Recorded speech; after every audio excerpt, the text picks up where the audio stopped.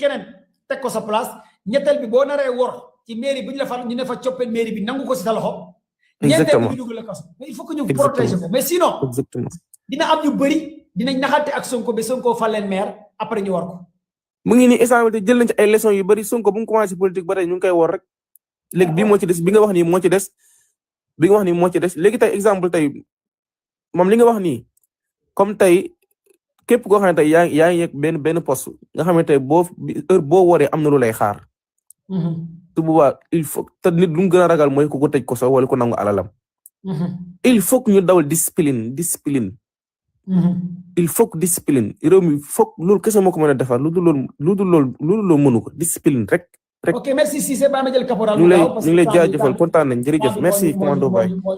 ok caporal ñëw mais commando Baye maa ngi ziar lu bëree waaw caporal ñu ngi lay bëgg xasida dajal sa micro xasida Ahmadou Bamba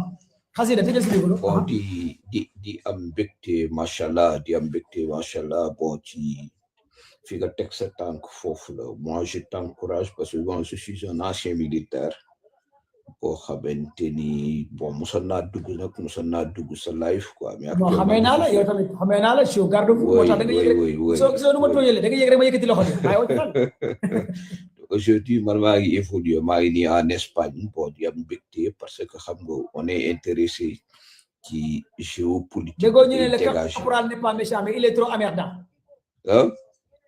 déggoo gars yi Bango dañu doon wax le caporal n'est pas méchant mais il est trop emmerdant non on n'est pas méchant mais xam nga bon déggoo ñu ne caporal buuru Bango boobu lañu doon dégagé ñu ne caporal buuru Bango dëgg la xam nga dafa xaw a guddi nii sax de ko ñu yëkkati ko quoi moo tax xam nga yow boobu lañu doon jàpp de so gars yi booy xamuñ ko boobu ñu ngi ci digg targent bi xoolal ñu ngi ci digg décembre Saint-Louis nga nekk ci digg targent bi non yow non commando va yow tu as compris les choses non ñi xamuñ lu targent live bi nii gars yi xamuñ lu targent xamuñ lu targent non ils n'ont rien compris quoi 31 décembre nga nekk ci targent bi bilaay gars yi di dégagé biir Bango bi waa Saint-Louis di ñu dégg bilaay wallaay moo tax yàq des minables actuellement dans ce pays yàq des minables bu ñu deewal booy formé leen yóbbu leen armée defar leen kon indiscipline bi gars yi di wax ak éducation maanaam Sénégal il faut que ñu utiliser képp ku am 18 ans ñu yóbbu la armée gouvernement bépp jeune bu am 18 ans dañ la war a yóbbu armée loolu kese moo mën a defar Sénégal ok commando vite fait foofu laa bëggoon sax gën ci développer quoi gannaaw yow bi ma la jaajëfalee bu pare dafa am côté boo xamante ne commando dama bëgg ñu développer parce que man tey jii may wax ak yow moi je suis invalide de l'armée fi ma nekk nii en Espagne yàlla def na man maa ngi ci benn entreprise ci laa nekk quoi ba léegi nii comme chef de ligne comme responsable de ligne pendant plus de 8 ans bi après armée tu vois bi ma génnee ak sama invalidité avec une pension de 60% non dañ koy waxtaane quoi ma xam par exemple bon ñu nekk ci ay pension yu dérisoire toog Sénégal wóoratul ci laa lijjanti benn contrat ñëw en Espagne ci sama jëmm ji nag il y a plus de 900 membres yoo xam te tey ñu ngi ci suñu gannaaw ils sont des invalides de l'armée 900 personnes plus il y a plus am na ñoo xamante ni ba tey sax ñu ngi ci biir mais ba tey génnuñu quoi l'armée daf leen maintenir ba léegi bien que invalide lan tu vois ëpp nañu ko quoi mais tey au niveau de notre association l'association nationale des invalides militaires de l'armée ñu koy wax ANAMIS ci cadre boobu dama bëgg nga def ci axe parce que ëllëg si biir bu réew mi dee am problème mën na yi fi amoon la bañati mu amati fi quoi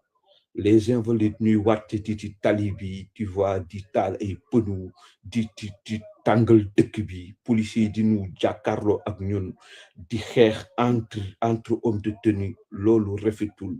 ci gis-gisu Sénégal ci kaw loolu ñun mën nañu comprendre tey lion yi dem nañu jóge nañ yéene nañ leen ko quoi parfois bu ñuy wax gars yi duñu comprendre quoi yéene nañ lion yi ñu am benn 70 millions kooku garaawul mais commando bay dañu bëgg ñu xam ne tey ci Lions yi tey bu ñuy taxawee tey ba Sénégal amul jotu taxaw ci di seetaan télévision am mbégte di wër ci mbedd yi tu vois ñooñu am na ñu tax les hommes de tenue rawatina les militaires là dañu am benn rôle bu am solo buñ ci joué ci commando bay yaa ngi gis militaire bu nekk en service pendant plus de 30 ans amul kër barke yonent bi tey ji ñun xuloo wuñu xeexuñu li ñuy ñaan ñu revaloriser suñu pension yi au moins parce que ñun ci suñu biir dafa am ay nit ñoo xamante ni yaa ngi dégg commando bay fi ñu tëdd duñu jug ñii lafañ nanu ñii seen ñaari tànk laa la wax ni dafa dagg commando bay man je suis 4 mois yi nii depuis septembre maa ngi repos médical nii di xaar opération sama genou yi ci fi ma nekk je suis responsable de ligne mais je suis temps dama dem xëy benn moment nii mënatuma dox parce que je suis invalide de l'armée damay xëy mais yow sa invalidité de l'armée Casamance la dalee wala dara non man dama feebaroon sax bokkul ak gars yi nga xam dañu tëb ci mine parce que xam nga dafay am ay lu bëri quoi dafa am ñoo xamante ni dañu tëb ci mine j'ai tellement parce que en 2002 j'avais connu 371 personnes yoo xamante ni dañu ay amputé la woon ñoo xamante ni seen tànk dafa daggoon aujourd'hui may wax ak yow ni je partage parce que je connais des gens yoo xamante ni tey ñi ma xam ci plus de 100 personnes yoo xamante ni je les connais ñoom dama leen a xam bokkul ak ñi nga xam xawma leen ñoo xamante ni mën naa jaar ci seen tur ñoo xam ñi seen ñaari tànk dagg ñi seen benn tànk dagg ñi si bët seen bët gisatuñu mais commando bay am na ñoo xamante ni même seeni jabar ak seeni doom dem nañ ba abandonné leen non xam naa ci dara ndax seen melokaan nekkatul woon nekk ak ñoom yaa ngi dégg loolu am na ci réew mi ñun nag liñ bëgg nga même bu jaree ñun nga invité ñu benn jour ñu toog. waa léegi qu'est-ce qu'on va faire hein caporal. oui. caporal Buuru Bango la yow loo soxla dama koy def. waaw samay ancien et je suis avec les invalides à 1000%. La dernière manifestation bi ngeen defoon fële ca Wakaam j'étais là-bas pour vous soutenir am nay gars yi ma fa xam naa après bu ñu waxtaanee ci suuf dinañ xamante dernière manifestation bi ngeen defoon côté Wakaam. xam nga yaa ngi fàttali manifestation moom. dañu leen doon gazé j'étais là-bas pour vous soutenir kon donc bu ma abonné ci yow abonné ci man après seen groupe bi damay intégré dinaa wax ak gars yi man dinaa fexe invité leen émission bi may def Walfadjri ci fais des émissions au niveau de la télévision Walfadjri Dakar di lundi au vendredi benn dinaa la invité ñaari yoon ci plateau télé waaw xam naa damay tëj ñi quoi ci une seconde non may ma tuuti rek daa ma bëgg a wax lu am solo ma bëgg a wax lu am solo après boo abonné ci man dinaa leen invité ci plateau télé bi ngeen wax lépp lu leen métti beneen bi aussi dinaa leen indi ci live bi ngeen ñëw ngeen wax lépp lu leen métti ñetteel bi aussi su ngeen defee manifestation wala lépp lu ngeen mën ci woote man dinaa ñëw jàppale leen participer leen parce que je vous soutiens de tout cœur lépp lu ngeen def activité dama leen ci encourager di leen ci jàppale parce que soldat à chaque fois je l'ai dit ma ne tey li ñuy fay li nga xamante ne ces politiciens là yoo xamante ne amaluñu benn njëriñ ñu war koo fay les soldats ñu war koo fay personnel de santé man je suis dans la santé actuellement mais tey semaine bi passée on était en grève depuis jeudi mercredi jeudi vendredi 72 heures la ñuy décrété nekk di grève les personnels de santé loolu c'est pas sérieux dans un état sérieux santé bi di grève invalide armée yi di grève pénitencier yi amuñ salaire bu baax regardez demal ci pénitencier yi amuñ salaire bu baax policiers yi amuñ salaire bu baax la gendarmerie amuñ salaire bu baax amul kenn koo xamante ne tey yaa ngi défendre réew mi am ay salaire bu baax ay salaire yu minable la ñu am te pénitencier yi ñoom ñooy garder ay criminels pénitencier yi ñoom ñooy garder les voyous les bandits pénitencier yi ñoom ñooy garder les milliardaires ñu détourner ay milliards te ñooñu waroon nañ nekk ci ay conditions yu baax soldats yi nekk ci zone sud ca Casamance feneen ak feneen nekk ci bunker yi en plein bunker muy taw matin midi soir tey nga gis ay politiciens yoo xamante ne tekkiwuñ dara seen i gel yi di laal ay millions seen i jabar yi ay millions ñoom seen i doom yi ñu leen di jox ay millions ay DG di laal ay 5 millions ay député ñu leen di jënd ay oto yu jar 75 millions te député yooyu amaluñu benn njëriñ ci askanu Sénégal. kon loolu bëri na loo xamante ne commando damay tëj rek après bàyyi la après ñu continuer parce que yow ñi la soxla dañu bëri tu vois parce que tey jii cas bi nga laal si sax fàttali nga ma ko parce que dans l'armée il y a beaucoup de veuves daf ci bari des femmes yoo xam seen jëkkër ont perdu leur vie l'arme à la main tu vois man personnellement li may kaas ni dëgg la dama nekk ci biir mais y a 1 millier de personnes yu nekk sama gannaaw tey chance bi ma am ni ils ne l'ont pas man jëngu naa ba lijjën sama benn contrat ñëw Europe tey li ma war a am naa ko bon macha allah maa ngi ciy génn je gère bien mes choses tu vois même ñoom yenn saa yu may yëkkati gëstu leen am ñoo xam dama leen di jàppale di leen tendre la main ci yenn problème yu ñuy am mais man li may kaas nii j'ai la voix des sans voix ñeneen ñi nekk ci sama ginnaaw ñoo ma gën a tax di wax mais naa la bàyyi ñi la soxla dañu mais non parce que yow caporal li tax nga leen di jàppale tu es digne quoi en fait tu es militaire à la c'est mon numéro WhatsApp naa la ko envoyé après nga envoyé message ñu abonné naa ci yow inchallah abonné naa ci yow caporal ok jaajëf je vous soutiens tous les invalides de l'armée merci beaucoup tous les soldats je suis au garde-vous bépp soldat bu nekk ci live bi rek bépp homme de tenue bépp policier bépp gendarme avec vos salaires misérables minables maa ngi leen di soutenir di leen toojal bu baax a baax surtout les jeunes yi barki démb ñaata policiers lañ formé 6 mois xaw ma 1 an amul kenn ku leen fay là où ay député di jënd ay oto yu jar 75 millions c'est vraiment décevant li xew ci réew mi nii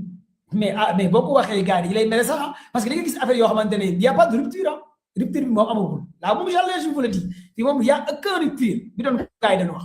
parce que tey nga gis ay jeunes policiers ñu formé leen ñu def 6 mois 1 an kenn fayu leen dërëm barki démb Guy Marius Sagna moo leen doon xeexal Guy Marius Sagna mention spéciale bi am na ñoo xamante ne sax war nañ leen jox dara ay personnel de santé di dem grève là où ay DG di laal 5 millions ay DG ñuy fay ko ay 5 millions ay député di laal ay indemnité de 900 000 ay député di jënd oto yu jar 75 millions ñu ne réew bi dafa nekk sous-sol quoi en fait sous-sol quoi dañ ko fekk ci sol boo ko waxee ñu ne non da ngay yàq projet bi wala non projet bi xanaa dañ laa joxul poste wala nangam ñun ay góor lañ ay garab yi lañ ñun li ñu doon xeex démb ak barki démb ci jamonoy Abdoulaye Wade Macky Sall ba ci Diomaye gii tey lañ koy gën a samp di ko xeex parce que xam nañ ne dara doxu fi kon nag donc il est temps que ngeen répondre li leen doon askan bi doon xaare fii laa leen waxoon li ma leen waxoon mooy projet bi du àgg Diamniadio projet bi du àgg Diamniadio bu nekkee parewu leen ci li askan bi taxoon fal leen askan bi nag li taxoon bu fal leen mooy ngeen jël xaalis bu ñu sàcc te loolu defu leen ko li taxoon gars yi fal leen mooy sàcc yi fi nekk ngeen jàpp leen te defu leen loolu mooy ñu rey xale yi te defu leen loolu mais bu ngeen deful li taxoon ñu fal leen mais nan ngeen di réussir projet bi mais alors li taxoon promesse yi ngeen proposé askan bi les promesses électorales vous avez promis des promesses bu ñu ñëwee dinañ récupérer xaalis bi Modou sàcc la Fatou sàcc la Demba sàcc la Samba sàcc la Samba Modou Fatou Demba tey moom ngay àndal Samba Demba Fatou Modou ngi gën a tuumal sàcc tey kooku ngay àndal di lekk tey kooku ngay joobal kon ana sàcc yi ñi rey xale yi jàpp ci kenn ana nervi yi ana arme yi alors ngeen bëgg les mêmes faits suba bu ngeen naree campagne lan ngeen di wax waa koñ ba suba bu ngeen naree wàcc ci terrain ngeen ne da ngeen di campagne xanaa du ngeen fa nekk naan di raay boobu naan non léegi joxaal leen ñu beneen mandat après dinañ jàppaat gars yi wala joxaal leen ñu beneen mandat bien moom bëggoon nañ jàpp gars yi mais gars yi dañoo rëcc mais cette fois ci gars yi dañu rëcc mais attends kan ban Sénégalais ngeen di ak nan ngeen di campagne ci réew mi ce sont des questions qu'on doit se poser tey bari campagne xeetu campagne ngeen nar a campagne ci réew mi tey est-ce que mën ngeen ñëw Kaolack jàkkaarloo commando Baye ngeen ne waaw commando Baye may ñu deuxième chance may ñu deuxième chance est-ce que tey commando Baye ñu ne ngeen jàkkaarloo moom Thiès Touba ngeen ne booy may la ñu deuxième chance bu ñu gañee waatee dinañ jàpp nervi bu ñu gañee waatee dinañ jàpp ñu sàcc seen alal bu ñu amaatee deuxième mandat dinañ jàpp diw régler leen ngeen nekk ay nit ngeen def li les waxut 3 ans moo leen dese 3 ans yi def leen li ñu soxla te defagu leen fi dara lu ñu askan yi soxla defu leen ko man nag du ma booy kenn dëgg laa leen di wax parce que man maa leen doon xeexal te tey laa gën a samp di leen xeexal di leen défendre ñetti at yi dafa war a leer ngeen def li ñu soxla Touré vas-y Touré tijji sa micro. tijji naa ko commando Baye na nga def. waaw maa ngi leen bégee bu baax a baax xam naa ci yow laay tijji ak xasida Ahmadou Ba laay tijji waaw. c'est la première fois ma dugg ci sa live. bien que vraiment je te suis avec beaucoup d'intérêt. Parce que vraiment tu fais des analyses pertinentes quoi. Merci Touré. Bon voilà léegi nag bon xam nga toujours bon il y a eu 2 volets le volet Sénégal politique sénégalaise et puis le reste la géopolitique. Bon, donc mën naa la may 4 minutes nga développer ñaari volets yi fu ne nga def 2 minutes vite fait parce que là fu mu ne jeex na. D'accord, ok, bon, rapidement. Bon, pour le Sénégal a deux problèmes. Un problème administratif et un problème économique. Les Sénégalais, ils n'ont que la culture administrative. Les gens, ça s'inscrit dans l'administratif. Voilà, c'est ça le problème. Moi, l'administration, l'immobilier. Et bon, l'administration, 80% de la richesse, nous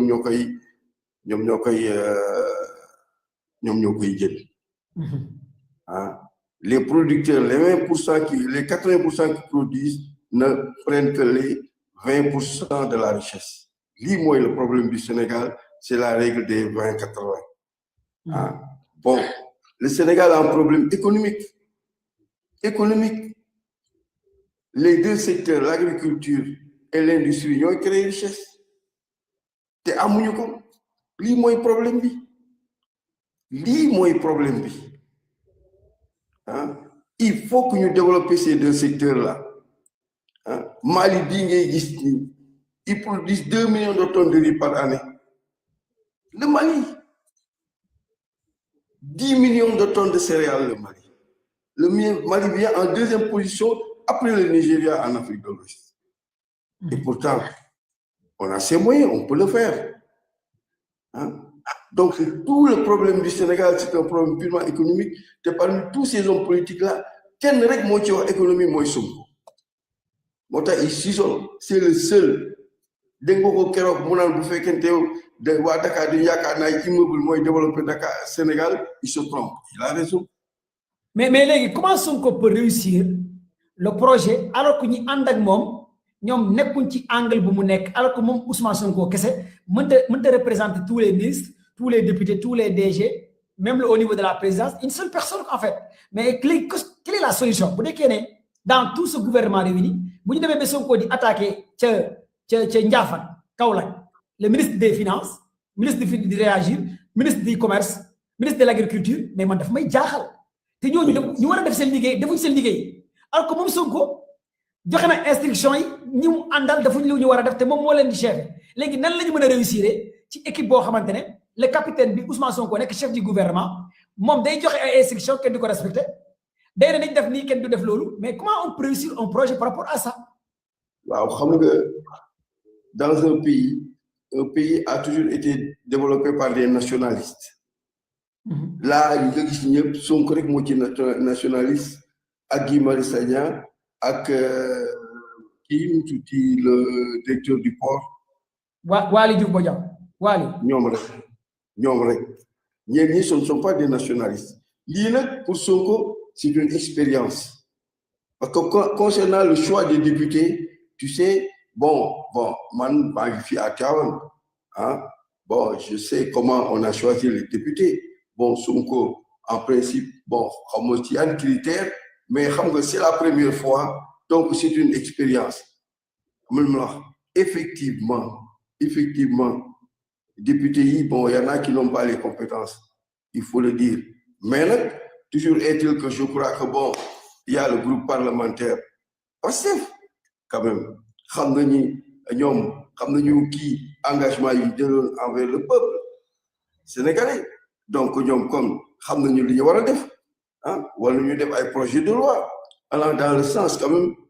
de ces engagements-là. Mais tu sais, bon, il faut l'apprentissage, il faut le reconnaître. Ce que tu as dit, c'est vrai. On a un projet de loi et pourtant, il y en a. Mais le problème de ce pays, c'est un problème économique. Il n'y a que l'économie qui puisse créer de la richesse et des emplois. Il ne faut pas se faire des illusions.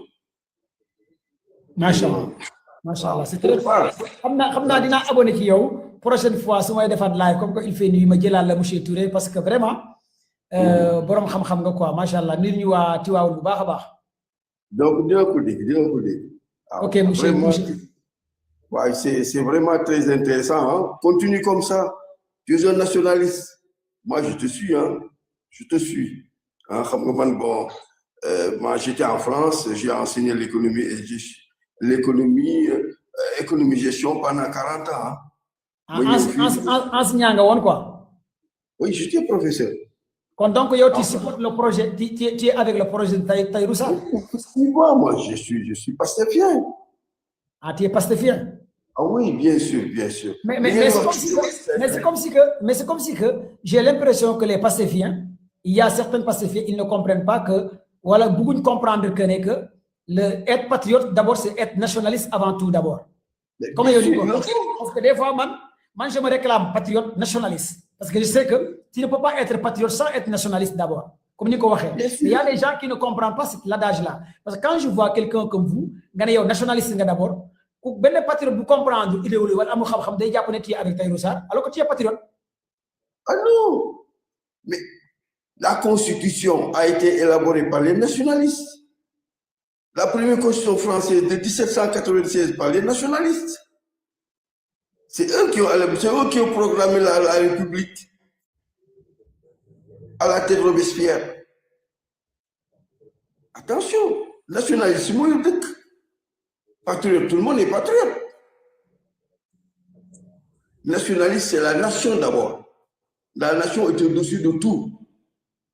Il y a la nation, il y a la patrie. Attention. Je suis patriote, mais le nationalisme, voilà la différence entre les deux. Quand tu détourner le nationaliste, tu peux te déclarer patriote. Oui, tu es patriote, tu fais partie de la patrie, mais tu détournes. Tu n'es pas un nationaliste. Patriote, tu es profito. Jël xaalis dëkk bi génn ak moom yóbbu ko fan en Europe ku jël sa xaalis dugal ko ci banque tubaab bi dootoo ko jot nga jël sa xaalis dugal ko ci banque tubaab bi dootoo ko jot parce que tubaab bi xam na ni da ngaa sàcc man tubaab bi ñoo ma yar bi moom bi 23 ans laa fa. Ok. Non, vraiment c'est intéressant. Dinaa la jëlaat fii monsieur Touré, un pastéfien, un patriote, vraiment un nationaliste pur et dur à la tête au pied. bi ma ñëwee fii agriculture laa ne sama tool laa nekk nii à Thiaw.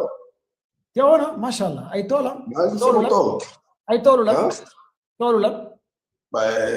Bon sama tool c'est familier, j'ai tous les arbres fruitiers, je fais du maraîchage, je fais tout. Moo ma intéressé. mais yow war naa la seet si Tiwaaw na.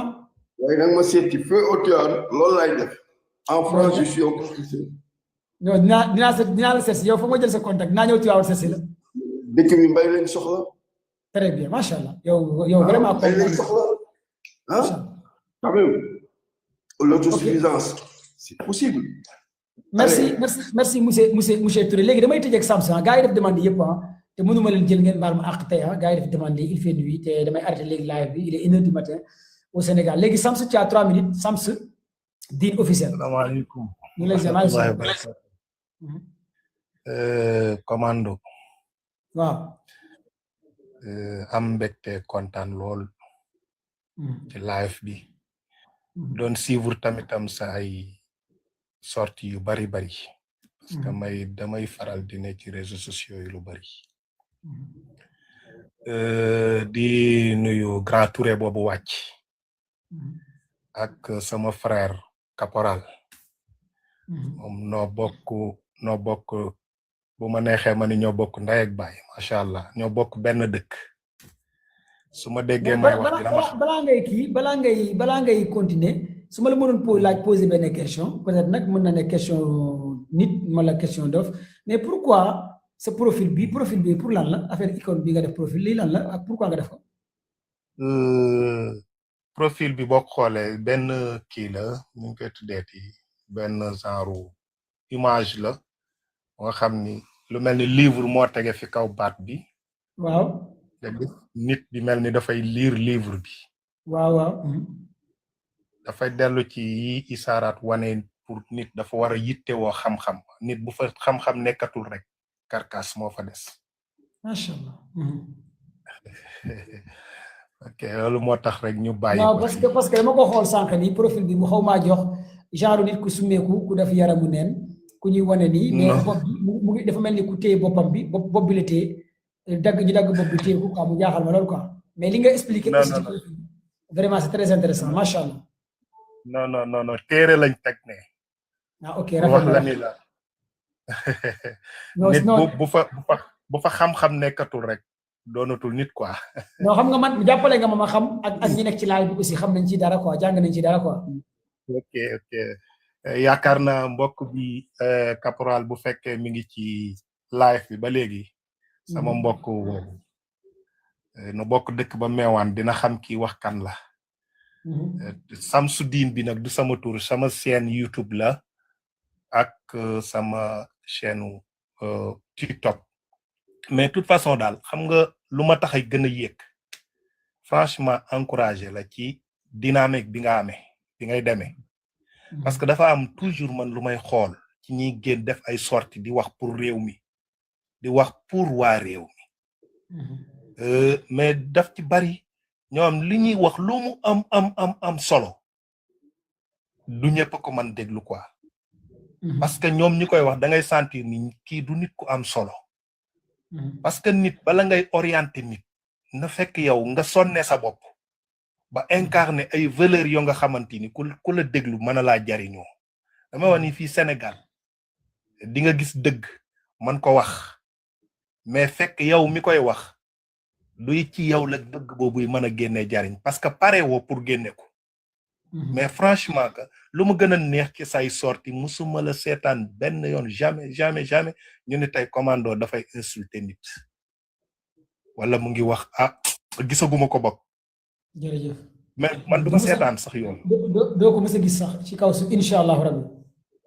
xam nga loolu dafa neex xam-xam di ko waxtaane nit ñi di ko jariñoo nga koy génne di conscientiser nit ñi même sama mbokk boobu wàcc noonu la mel live bu mu def seetaan naa ko di mane ay combat yu am solo dama leen di wax fii Sénégal da ngay gën a yaru nit bay faf ka yar mais mësuma gis ku gën a réew nit ba yar ko dëgg xam nga loolu solution du am mais franchement fii nga ko teg nii jot na sëkk nag lu bari ci waa Pastef ñu conscientiser leen ci côté boobu nit dina yor dollar ci loxoom te du xam ne dollar la nga parce que xamu ko di ko fowe ba romb nit mu nangu ko ci loxoom dëgg te y a des discours yoo nga xamante ni franchement sunu réew bi soxlawu ko soxlawuñu ko ñun dañu soxla ko nga xamante ni day xool action du gouvernement yi mu ci d'accordul mu koy wax ci ànd ak yar ba mu war a àndal ñooñu mën ko déglu ay kilifa mën ko déglu ama kilifa mën na la dégg yow ci sa live yi xam ne lii ngay wax dégg la kàddoom yegg foo xam ne yow sa kàddu yeggu fa mu yeggaleel la ko fa mais bu fekkente ni nitu responsable bu yem ci sa live lu muy jëkk a def mooy naa gaaw romb parce que fii moom mënuma fi toog